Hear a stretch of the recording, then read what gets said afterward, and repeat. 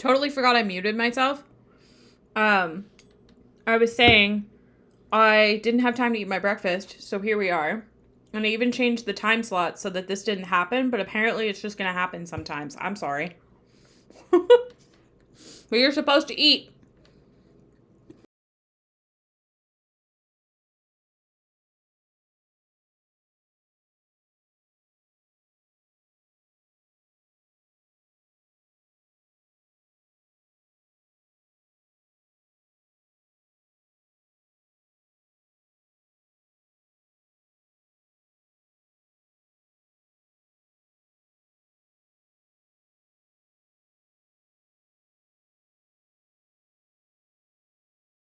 For those of you that are mentioning ads, I would recommend if you have Prime, like if you have a Prime membership, you can actually sign up through that.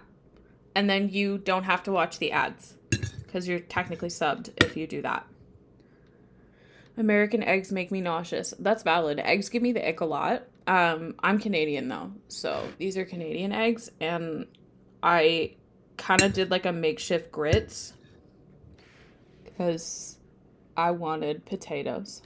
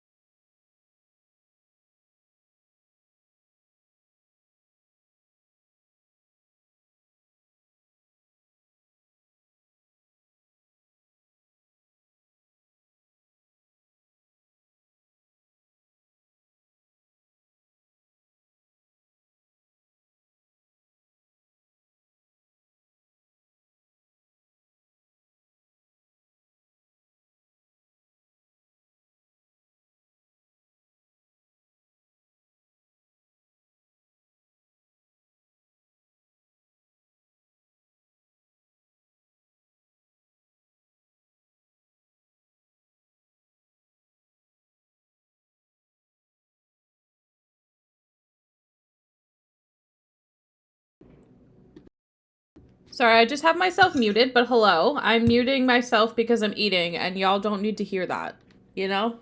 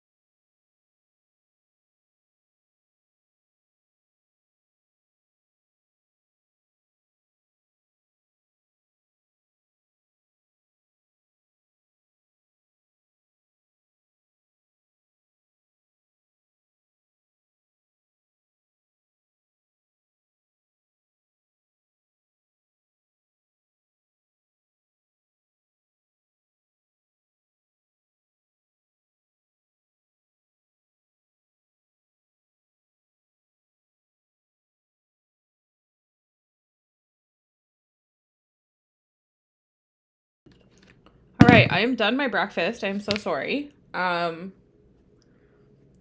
Whoever said that would be good in a tortilla, you are so right, but I am gluten-free. So, unfortunately, it would not slap as hard in a tortilla that is gluten-free.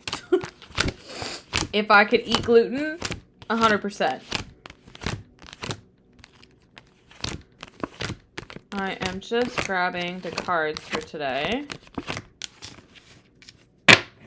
I just thought I was in Shane. I couldn't hear.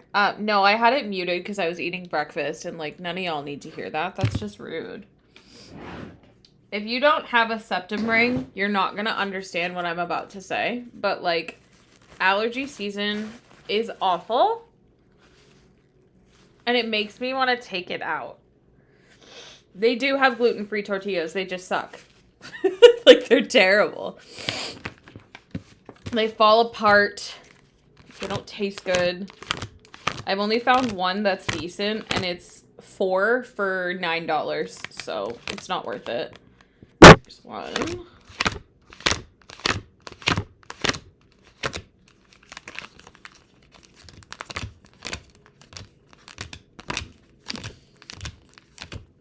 Yeah, it's crazy. One time my boyfriend was picking us up a couple things at the grocery store, and we were gonna make, like, wraps. So he was like, what kind of wrap should I get? And I was like, don't get the $3 ones. They're horrible. And he was like, okay. And I was like, there is a really good kind, but it's, like, insanely expensive. And he just thought I was being dramatic because I do that. And then he finds them. And I was like, there's only 4 in a pack. So if we each want 2, or if we each wanted more than 2, we would need a big, like, 2 packs. And he's like, these are $9. There's only 4. I was like, I wasn't kidding. Like, I wasn't just being dramatic this time. It's also a really common occurrence for anything gluten and dairy free to be like $1 million extra because they can get away with it. They know that they can upsell it because some of us literally have no choice. So my favorite protein cookie, if I buy a box of them from Costco, they originally, when I bought the first box, were only $30 for 12 cookies. There's 12 and 12, so whatever that math is. I'm not doing it off the top of my head. But you get 2 different flavors, 12 of each flavor. Now they upselled them to almost $80 a box. Crazy. All right. Yeah, man. Welcome to being gluten and dairy free. It's a struggle. I go buy specialty bagels from my bakery. They're $15 for a bagel sleeve. You guys can get them for like $5 for a normal sleeve of bagels. They again, like, they have the market that they can upsell them because us gluten and dairy free people have no other choice, but we're gonna buy it, you know, so they upsell it. And, like, they claim that it's because the product, like, making the product is more expensive to, like, use the flour and stuff, and I'm just like, okay, it's not that much more expensive. But anyway, I digress. We are learning tarot today. Today we are on, as you can see on the thingamabob, excuse me, we are doing the Wheel of Fortune. Correct me if I'm wrong for those of you that were here last week, but we're doing the Wheel of Fortune, Justice, and the Hanged Man. Because last week, if I'm correct, we did the Chariot, Strength, and Hermit. It's not that much more. That's insane. Yeah, it's capitalism at its finest, really. And, like, I have no choice. Like, if I could, I would eat all of the stuff. We ended on the Hermit. That's what I thought. All right.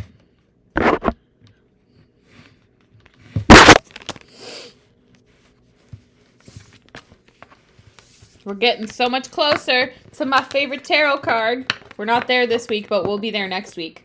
Nope, I'm lying. The week after. The week after. Okay.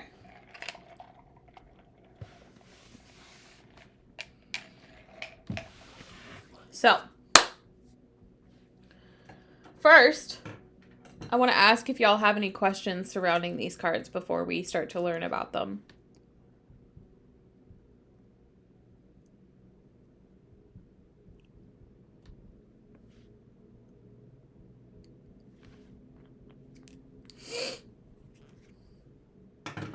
I'm going to go with no.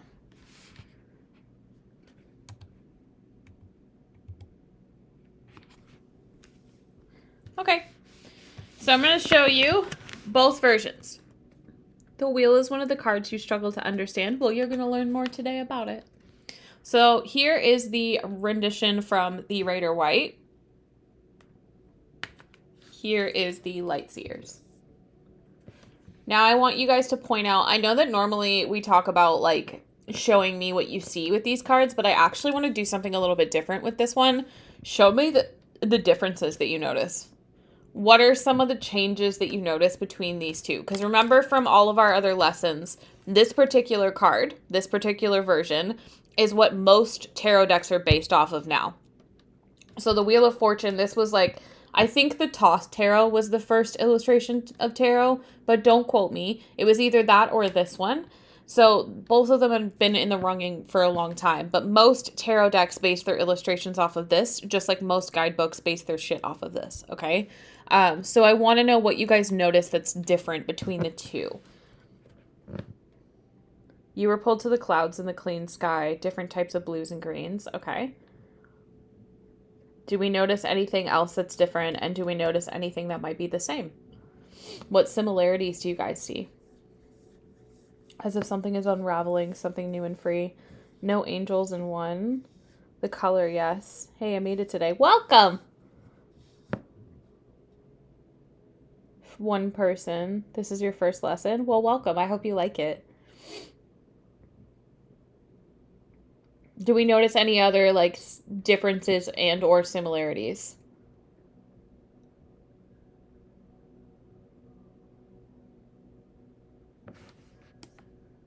Clock, okay. Anything else?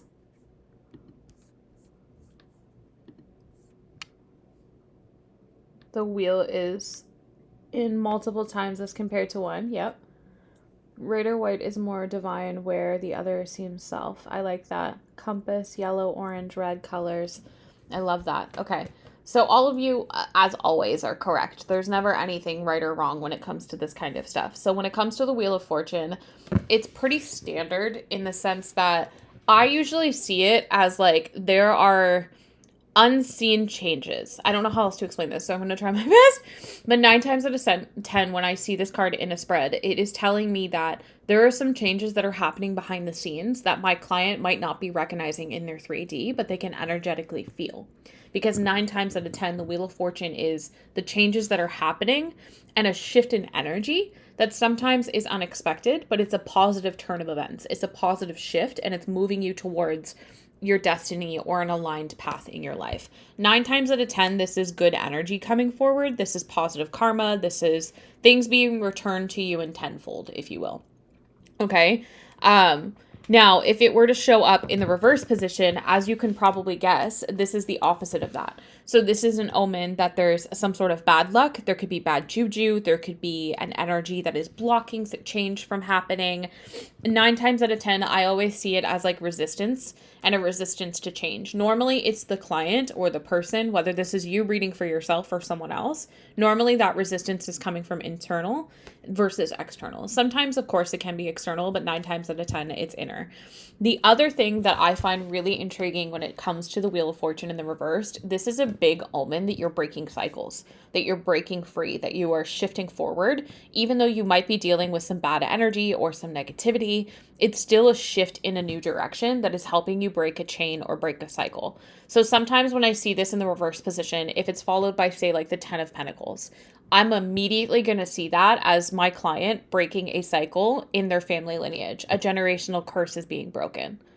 Because again, as I've told y'all a million times, when it comes to the tarot, the corresponding cards that are surrounding it are just as important as the card that you're looking at.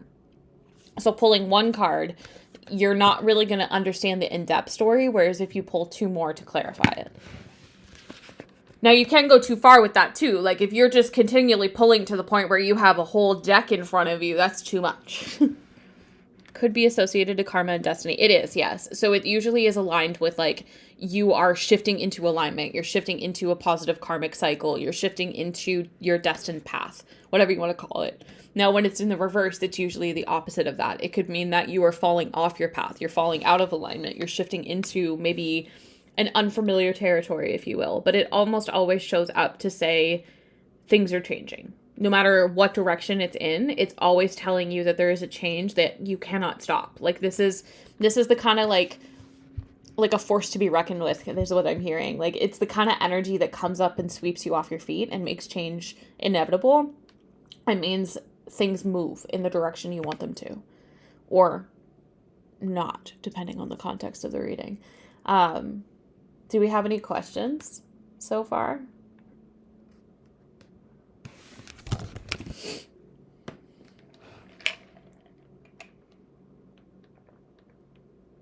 Yes, that's actually a really good way to look at it. You cannot take me anywhere. Anyway, that's actually a really good way to look at it because like it's telling you that no matter what you do, change is about to happen. Change is imminent. And it's saying you can either embrace this change and flow with it, or you can let it kind of swallow you whole. If you aren't adaptable to the change, it's gonna swallow you whole and pull you down. I remember how like in the very first stream where we were talking about the Fool, we talked about how all of the major arcana is the story, right? Like it's the journey of self. So you start in that Fool's energy where you're naive, you're a little bit, immature, you might not really know where you're going. You're taking a leap of faith into something without really understanding the direction that you're moving your life into. And then you move through all the other ones, and then you get to this. And this is like, you can't stop the motion, if you know what I mean. It's like, things are starting to pick up, things are starting to shift, change is starting to happen, and all you can do is ride the wave of it. All you can do is go with the flow of it and allow things to just kind of, Do we have any questions?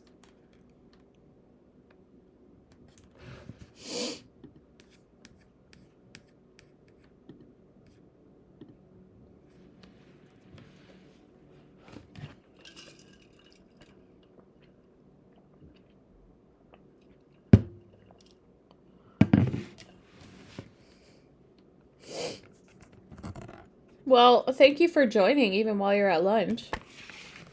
The video will be posted both on here and YouTube.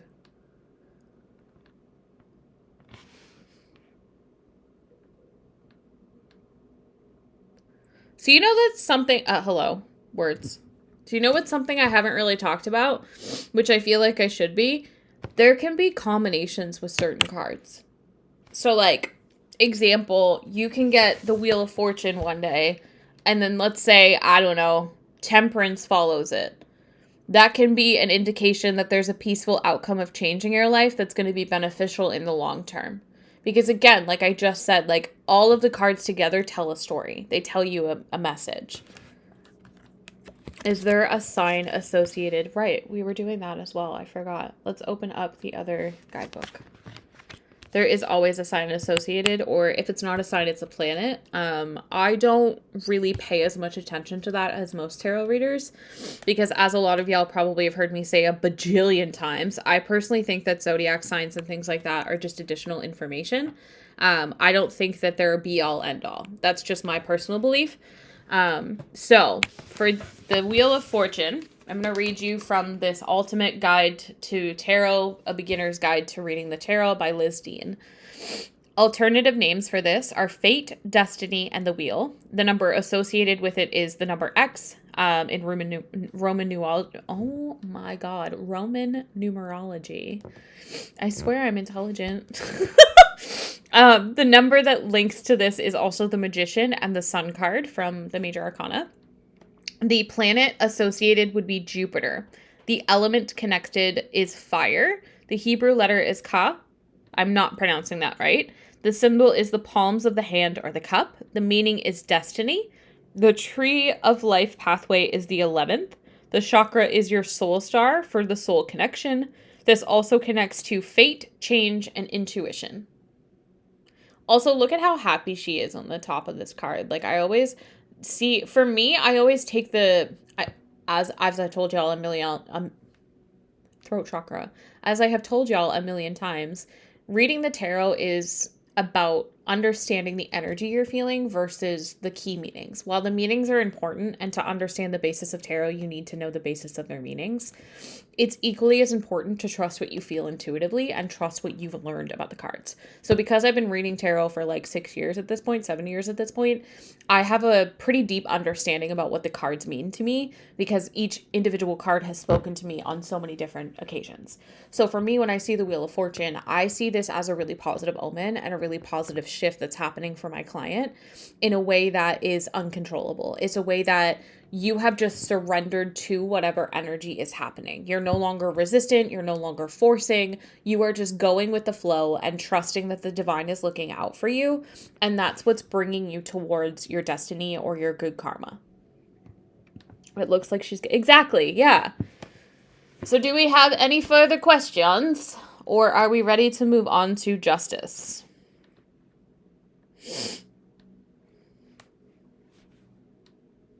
We're ready to move on? Okay. I'm going to put that one away. Why did I just think of the Olsen twins from like Full House? I don't know. Like specifically Michelle. I don't know. All right. Moving on to justice. This is the traditional version. This is the Light Seers version. I love this one. Like, I love this one so much. Can y'all guess why I like this one? Did you start reading cards for yourself at the start of your journey? Yes, I did. Yes, it is Libra energy. But can you guess why I love this card? Like, this imagery, this illustration.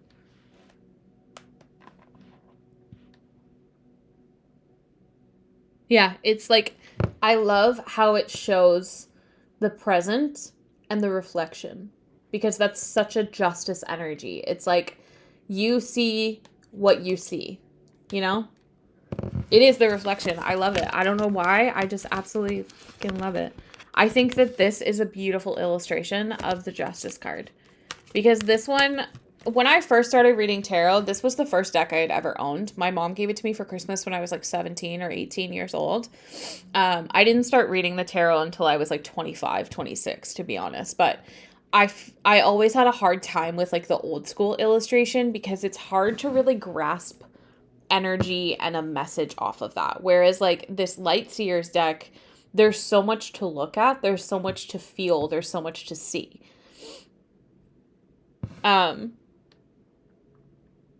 What you see is what you see. Truth.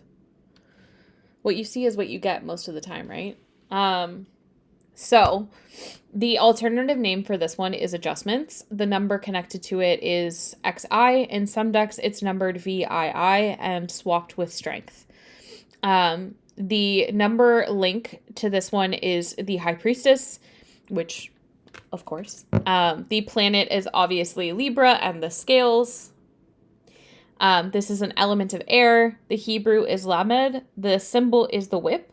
The meaning is fairness. The tree of life pathway is the 12th. The chakra is earth star for spiritual grounding. This, in a broad sense, is balance, perception, and objectivity. What do you guys see or feel when you look at this card?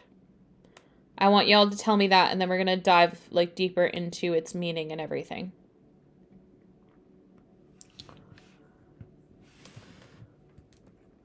I'm sorry my lighting is so bright. I'm working on it.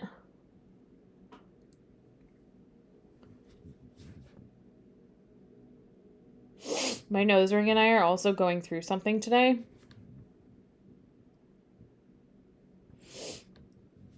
The older depiction feels more external, like a traditional judge. I like that. The crown and the green color. Okay. There's no right or wrong. Remember that. What else do we got? In the original, you see authority. I'm going to flip them because I feel like it'll be easier to see this card this way.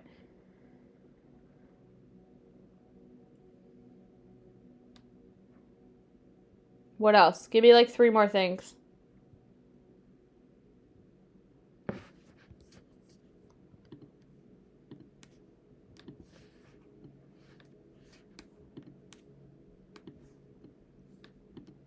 Swords, okay. Love the nails though. Thank you. Just 2 more.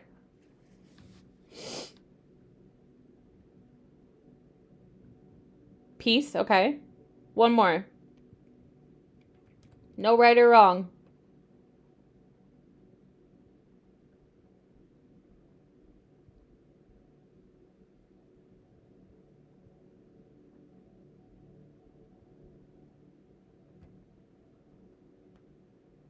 Just 1. Balance, okay. None of y'all said the reflection. I thought for sure we were going to say that. You feel balance, a lack of involvement, okay. The sword is used to balance everything out. Just observing. So the Justice card, in my opinion, like, I think it has like a multi-layered kind of meaning. So like oftentimes it is seen as like rectification, it's seen as decisions, it's seen as finding balance or legal matters. A lot of people will see the Justice card and immediately start to think of like legal energy. Others will see the Justice card and immediately start to think of like someone receiving karma. Again, it depends on the corresponding tarot that surrounds it. I know you said that earlier, but I was kind of expecting someone to say that as like one of the keywords we were talking about, but I digress. It's not important. In this particular deck, because I love this image so much, when I see the Justice card, it tells me that my client or myself needs to really look inward, needs to really look in the mirror and acknowledge maybe the parts of ourselves that aren't that pretty, maybe the parts of ourselves that are out of alignment, or maybe something going on in our 3D reality. But a lot of the times, this is just showing up to show truth. The other thing that it can correlate to is cause and effect law. So if you know the laws of karma, the cause and effect law can align with the justice energy. It doesn't have to resonate that way, okay? And then in the reverse position, obviously this is about like imbalances. It's about being out of balance. It's about feeling an unfairness. It's about dishonesty. It's about lack of accountability. It's about instability. I always see it in the reverse, that someone is not grounded. Someone is not level. Excuse me. You see it as making a decision based on fact, nor feelings or desires. Yes. Doing the right thing, even if it doesn't feel right. It's 100%. It's like looking at something from an unbiased perspective. I see the Justice card and the Queen of Swords as very similar energy, because the Queen of Swords is very clear. She looks at it as like a whole instead of emotionally. And the Justice card is exactly like that. I mean, it's Libra energy, right? So it's like you need to look at the situation without your bias or without judgment in order to be able to make the best decision or outcome for yourself. It's about fairness and making a choice based off of what aligns in intellectual ways versus intuitive. You like that? You've always had a hard time with justice and judgment. I love judgment. It's such a positive energy. We'll get there. Plus divine truth and factual truth. 100%. Could the reversed mean bad karma? It can sometimes. I think that would really depend on the corresponding tarot cards around it. It also, like, I have kind of like a weird take on like karma. Because like, I don't disagree that karma is real, but I also don't really agree with how the internet makes karma seem, if that makes sense. I don't know. Like, okay, you know what? To answer your question, I would see the Wheel of Fortune in reversed more as bad karma than justice in the reversed. Justice in the reverse to me, because the Justice card to me personally is more about balance and harmony and reflection than it is about karma. I don't know why people see it as karma. I think it's because people see the scales and immediately just assume that that's what this is. But the scales are just a representation of finding balance. But a lot of people take it into that context of like karmic. And I don't know where that narrative came from. A lot of it comes from spiritual talk because it's a really backwards part of the internet. But like, that's just my belief also. Remember, like I just said, like I've been reading tarot for a long time. So like my connection with tarot cards and their meanings might be very different from other people. Integrity / 3D POV. Yeah, I could see that. I feel like karma is a lesson you need to learn. I feel like you're probably right. I feel like each one of us has to kind of learn what karmic patterns are, what karmic energy truly is, and what good and bad karma are. Like, I'm sure y'all have heard me say this before, but I don't really believe in the concept of like good and evil because that's Christianity. Just pausing for dramatic effect. So like to me, there's not really a thing as good and evil because everybody is on the spectrum of all of it, you know? I'm not saying there's not evil in the world. You also see it as a card that does things without personal gain. Yeah, I do too. Because it's balance, it's fairness. It's about being fair, it's about equal, it's about equality. That's how I see it. So if I was looking at a card, like again, to answer the person's original question, for me, I would say I see bad karma coming off the Wheel of Fortune in the reverse because it's usually an omen that you're stuck in a cycle of bad luck. I completely agree. And like the narcissist is one of those ones that might be a don't get me started because I find that people throw that word around a lot when in hindsight, it's just somebody with severe trauma or they're just upset that they got their feelings hurt. And I'm like, hey, this person's not a narcissist. Like an actual narcissist, you barely survive. I barely survived. I barely survived. But anywho, yeah, that's a good point too. The yin and yang energy is usually really associated with this. In my experience for reading, anyway. Do we have any questions about the Justice card? Or are we ready to move on to the Hanged Man?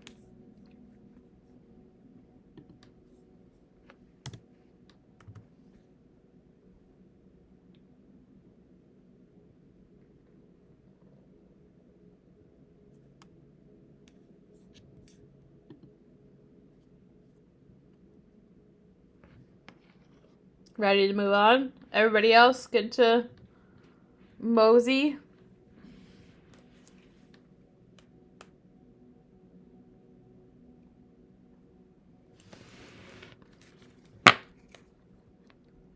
Narcissists literally suck your soul dry like a raisin. Quite literally. Like, I barely fucking survived it. It's a miracle I am who I am today. And then you go on the internet and it's just like someone who got their feelings hurt because they got like rejected or someone cheated on them and they're like, oh, they're a narcissist. Not everybody that cheats is a narcissist. Anyway, I digress. The Hanged Man. So, this is the original. This is the final rose. What? Hello? The Lightseers. I always do that with this deck. I call this deck the final rose all of the time, and I don't know fucking why. I think it's because it's like similar energy. So, I also want to do what we did with the first one. Can y'all tell me what you noticed similarity-wise between these two cards? I'm going to flip them so that my light is not as insane on the traditional.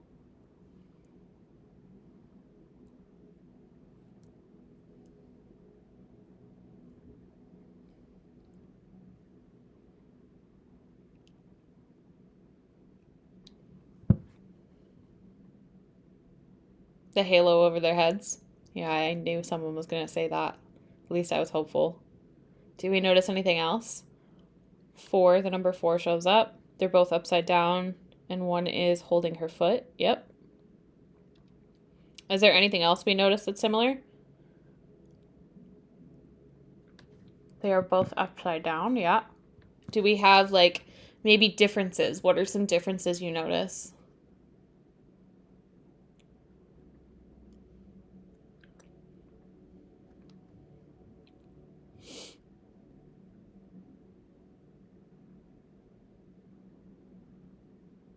Okay.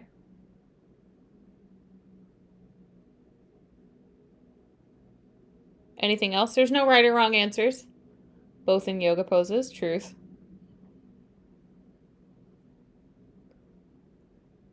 In the original, it looks like he's attached to a tree, and the other one looks like she's deep in water. Ooh, I like that. Okay. Now give me one more difference, and then I want y'all to tell me what you see just in general. One is looking at us, and the other is looking to our right. It looks like they're freeing themselves in some way. Okay, both in contemplation. Now, tell me what you notice when you look at the cards as a whole. So, like, if you were just like pulling, let's say this came out, what would you feel? What would you see? What would you think?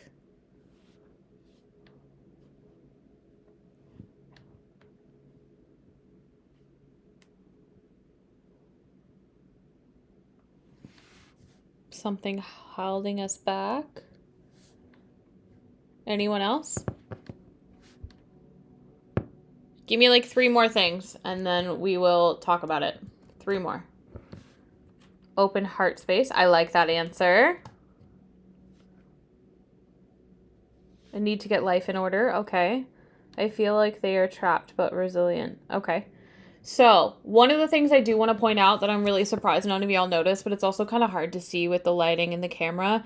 This particular version, because part of the reason I love this deck, yet another reason, they have rune symbols at the bottom. So, like in the water here, I always saw this at water, but like it doesn't necessarily have to be water. For some people, you might see this as the ground. For me, I just see it as like a lake. Again, tarot is different for everyone, but there's rune symbols throughout. It's the same as like the high priestess in this particular tarot deck. There's rune symbols all around it. I love runes. I will preach them forever to everyone because I find that they're really good for self-reflection. They're really good for like introspection. Anywho, I digress. So, all of y'all are right. Okay, the Hanged Man to me as a whole is about letting go. It's about a need to surrender. And in most renditions of the Hanged Man, when you look at the imagery, it's often shown as someone hanging from something, whether it's like a post like this or in the air like this. And it's supposed to symbolize stagnancy. It's supposed to symbolize that you're stuck. You're stuck in motion, if you will. Okay.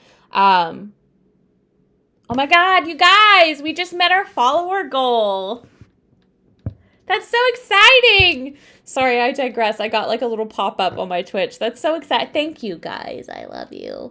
Anyway, moving on. So the alternative name for the Hanged Man is the Traitor, which is kind of interesting if you think about it. It's also connected to the number XII. Numerology link is the Empress, which is the number 3, by the way. The astrology sign or planet that is connected to it is Neptune. So a lot of people see Pisces energy with this because Pisces can be really strongly associated with Neptune. I'm pretty sure Neptune is Pisces' home planet. Don't quote me, though. I don't know a lot about Pisces. This is also, obviously, the element is water. The Hebrew letter is mim. I can't pronounce that. I'm so sorry. The symbol is water and the oceans. The meaning is transition. The tree of life pathway is the 13th. The chakra is your third eye for intuition. The key meaning is waiting, sacrifice, and enlightenment, which I love. I think that the Hanged Man oftentimes can be very illuminating, especially because of like part of the reason they always depict it as like the light around the headspace is because it's usually an omen that your crown chakra is being illuminated. You're recognizing some sort of truth. You're gaining some sort of, understanding. It's you seeing things from a different perspective and allowing yourself to let go and surrender. Now, 9 times out of 10, when it comes to the Hanged Man, it also is implying some sort of sacrifice, whether there's a sacrifice that you need to make in order to move forward, or there's a sacrifice that you're currently making. It's usually connected to that, and the corresponding tarot cards around it are going to give you a little bit more insight into that. 9 times out of 10, though, the key meaning is it's time for you to pause. It's time for you to let go. It's time for you to open up to new perspectives and allow space for clarity to come into your mind. It's about surrendering. Like, that is literally the epitome of the Hanged Man. That's why they're suspended in time, right? It's supposed to show that your stagnancy is allowing you to surrender. Now, when it's in the reverse position, this is about delays. This is about resistance. This is about stalling and indecision. So if I saw this in the reverse in a client's reading, I would immediately see my client is struggling to make a choice, is stuck in a cycle surrounding indecisive energy to should I stay or should I go kind of vibe. And they're actually blocking the choices that they need to make and creating stagnancy in their 3D life because they're resistant to change or they're resistant to what needs to happen. Whether it's change or emotions or something, their resistance is creating the delays. Because 9 times out of 10, it's internal. The call is usually coming from inside the house. It is. It honestly is. It's about patience. It's like, because in my opinion, patience and surrendering kind of go hand in hand, because in order to surrender, you have to have patience. You have to have trust. And in order to have trust, you have to let go, you know? They kind of go hand in hand. Reconsidering reality as well is a really good way to look at it. Do we have any questions?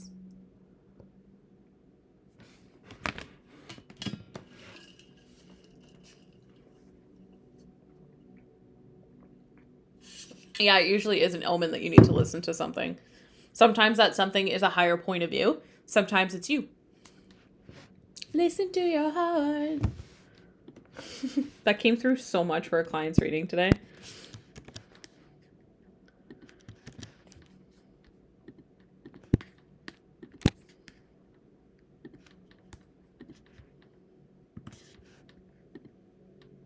No, we don't have any more questions. That was the last one for today.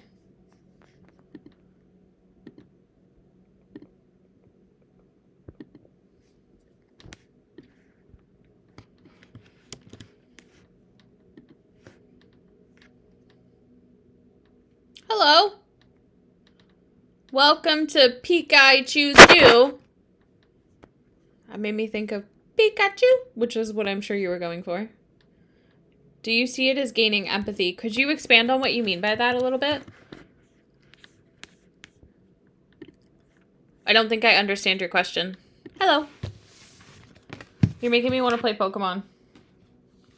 Which I have been. I've been playing Pokemon Gold on my DS, but my stupid freaking charger broke, and I need to get a new one.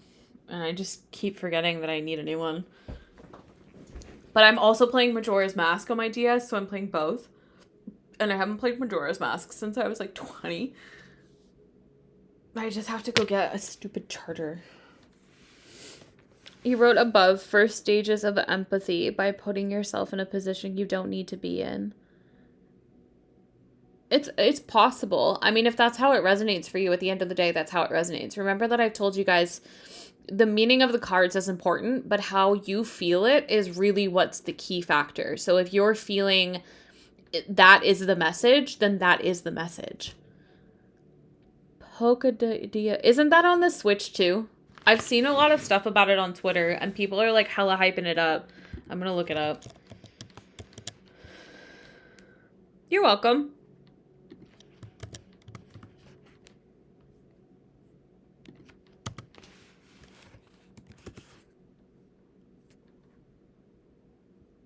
Yeah, it's on the Switch 2. I can't get that.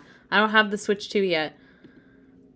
I want one, but I'm waiting for them to come down a little bit in price because I think it's crazy. And I spent like $1,000 on my Switch. Like, what do you mean I have to spend another $1,000 on a Switch? I already did that once.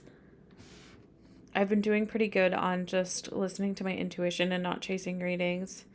And let me tell you, things are moving and flowing. Good. I'm glad. It is a 500 American. In Canada, it's like closer to $1,000. When I bought my first Switch, it was like 800 and some change. And I just can't justify it. Like, let's see. What is the Switch 2 price right now? If I were to go to my local GameStop. Or even Walmart. Let's check Walmart because that's probably cheaper.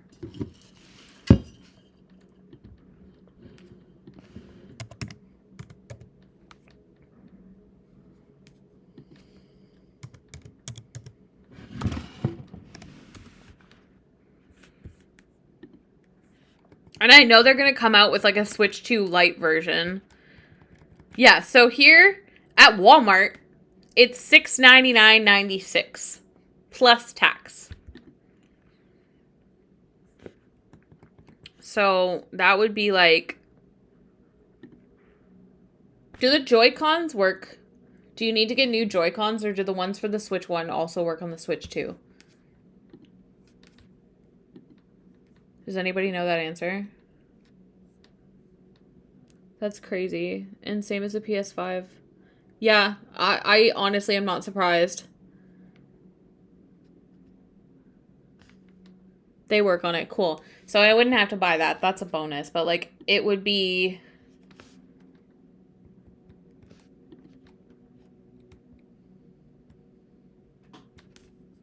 We're going to find out. We're going all the way to checkout.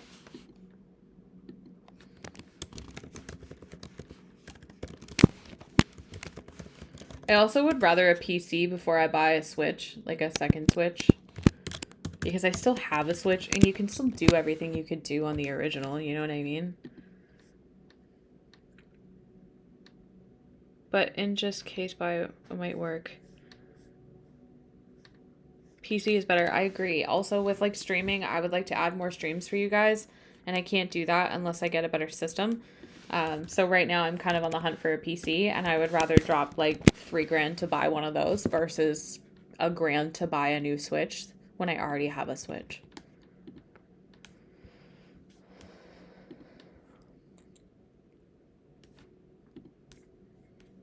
I also don't really play a lot on the Switch anymore. I'm playing Harvest Moon right now because like that's an addiction. I always go back to it every once in a blue moon. But yeah. Is there anything else we want to talk about? Anything else we want to do?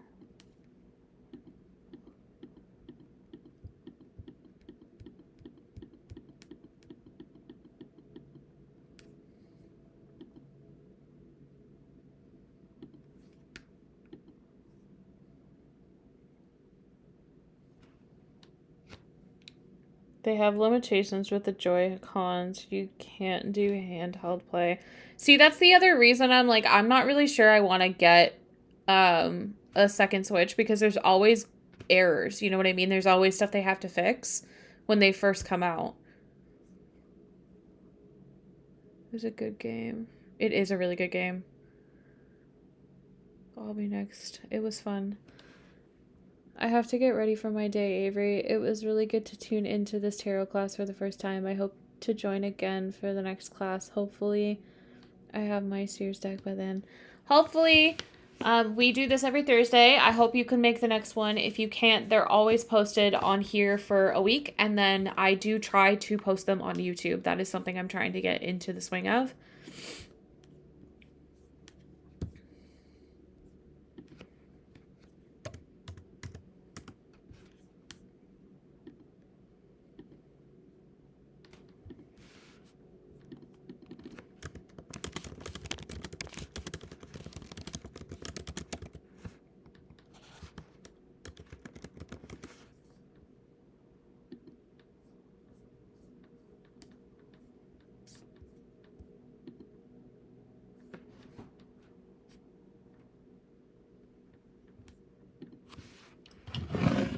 Nintendo 2 Lite.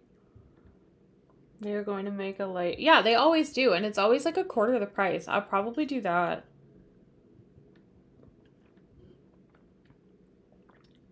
Yeah, it might make the Switch actually drop in price point too.